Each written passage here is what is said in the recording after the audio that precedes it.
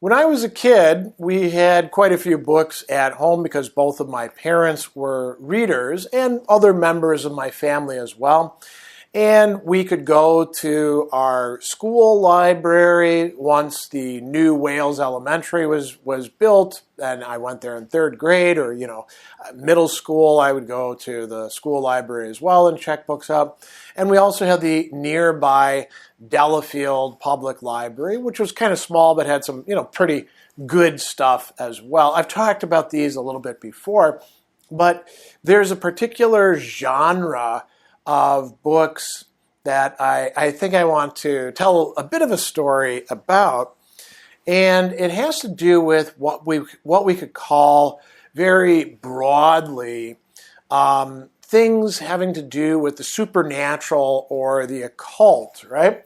And the sense of it that I'm talking about here is not about like demons and witches and all of that, but rather we might call it forms of divination or ways of, learning how to figure out the reality behind the appearances that's out there. All of which I ultimately concluded didn't have much to offer me, if there was anything to it at all.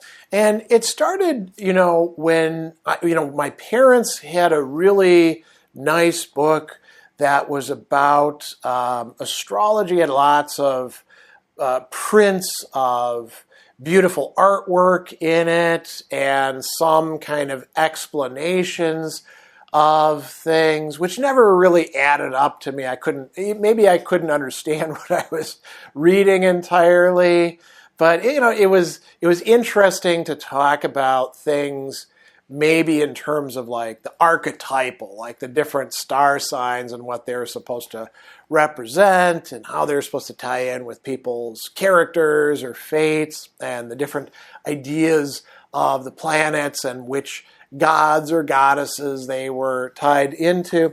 And so, I'd get the book out and read around in it, but I never actually thought of it as being connected to a way of really understanding the universe and the human person and relationships and all of that. And I had a very difficult time figuring out what that, which portrayed itself as being kind of a rigorous, it called itself a science, we would call it a pseudo-science, had to do with the astrological stuff that we'd see like every day in the newspaper, where it give you your horoscope, or the things that people could go at the grocery store and put like, a nickel in and you'd click it out just like you would gumballs or stuff like that. And a little scroll would come out that people would read, because those didn't match up well. And I remember going to the Delafield Public Library, and there were other books about things like how to read people's palms, like how to look at, here's the lifeline and the love line and the money line and stuff like that. And there were books about numbers, numerology, and these numbers mean this things, and you can add them up with each other. And there were, various forms of divination that these books would talk about as well.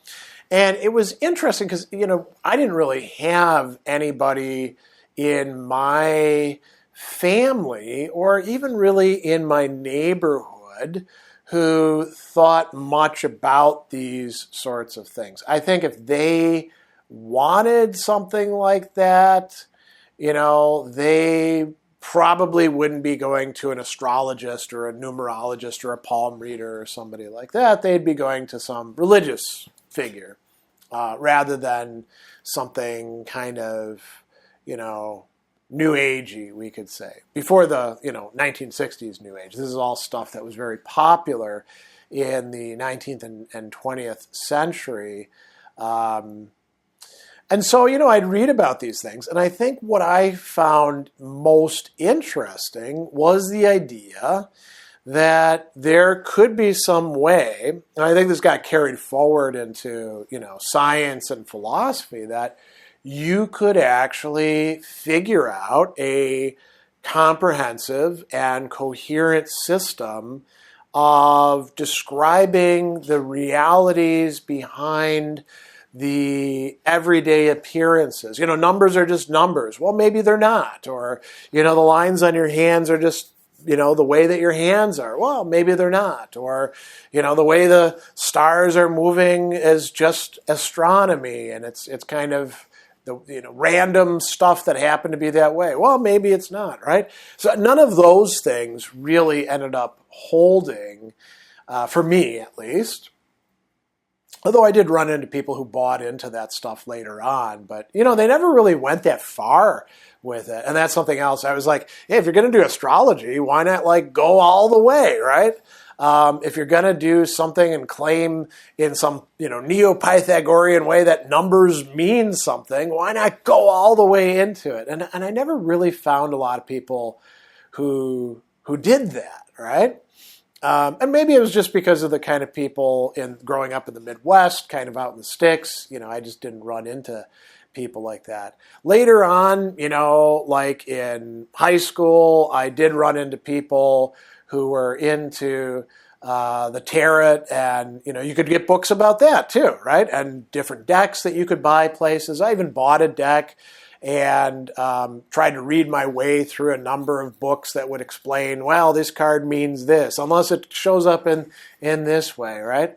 And I always, I ended up finding the stuff more interesting if it in some way was, we could say, less about the individual reading and more about the comprehensive system that was supposed to be at play there. But, I never really got answers that I found satisfying, even with, there's a lot of literature out there about the tarot. And by the way, it's an incredibly popular thing even today. People love to create decks, right? Including my own students at Milwaukee Institute of Art and Design. That's one of their favorite things to do as a project, because so it's so easy to grab that system and just put some new imagery in there and kind of add your own readings and meanings to it. It's a ready-made sort of thing. I did later on start looking at the I Ching, the Book of Changes, and, reading through the actual Book of Changes and the commentaries on it. I never really did the divination stuff. It was interesting to see, for example, that one of my favorite Philip K. Dick novels, Man in the High Castle, not only made use of it within the story, where it plays a massively important role, but Dick himself used the oracle to write the story himself, and afterwards had a lot of interesting things to say about it, including that the oracle lies, right? He thought there was something to it. But coming back anyway, so I would, kind of read my way through this literature and wonder about it. And I don't think that it really bore any practical fruit for me. There were, people kind of on the fringes who thought it was cool that I was into that. It might have gotten me invited to some parties, I suppose, or hanging out with certain people. But I always found their approaches kind of uncongenial, right? They were into it for different reasons than I was, and I just didn't find, I ended up majoring in mathematics as a undergraduate student, in part because I thought mathematics was really cool, and I wanted to learn about the, we could call it, more official ways of doing things. And numerology got thrown aside, because how the hell is that going to compete with, what's actually going on in calculus, or the foundations of mathematics as explored by philosophers and mathematicians, or, playing around with matrices and number theory, right? You can play around with the tarot all you want, but it's much cooler to like explore actual archetypes of things and think about how and if they apply to our actual lives and our psychology and stuff like that. So a lot of that stuff I just kind of, left behind at a certain point because I found stuff that was more interesting that you could do. I mean, I'm not interested at all in like what to do with palms or stuff like that. I never went into physiognomy and phrenology, but certainly when it comes to numbers, certainly when it comes to those sorts of things. Yeah, I mean, if we want to say that there's anything to astrology, which I don't actually think there is, maybe it's the interesting stories about the beings that are connected with these different temperaments and all of that. But I don't think it actually predicts anybody's future. And actually, a lot of people in ancient times were like, yeah, this is kind of bunk as well. Think about what Cicero has to say, or what Augustine has to say, or these people. It's not like everybody bought into these things before the modern era of science.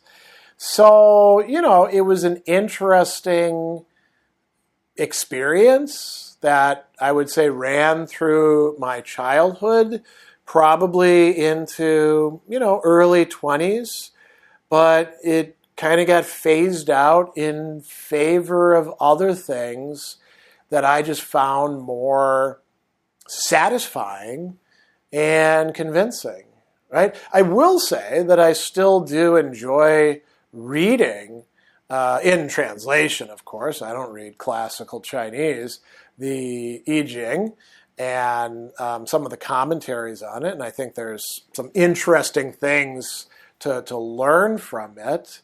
In terms of, philosophy practically applied, but it works because of its vagueness. That's the way most of these systems of divination actually function. You've got to have a practitioner who can get the passage that's tied to the reading and figure out what to do with that. And, that probably requires some degree of what we call practical wisdom, which maybe philosophy has a better handle on than these other things. Or maybe philosophy, broadly speaking, tied with literature and also tied with some of these other interesting practices. But that was something that played, I won't say an important role in my life, but certainly occupied a good bit of my thought for a certain period of my life. So, I thought that could be of interest to some people to hear about here, and that's basically all there is to this story.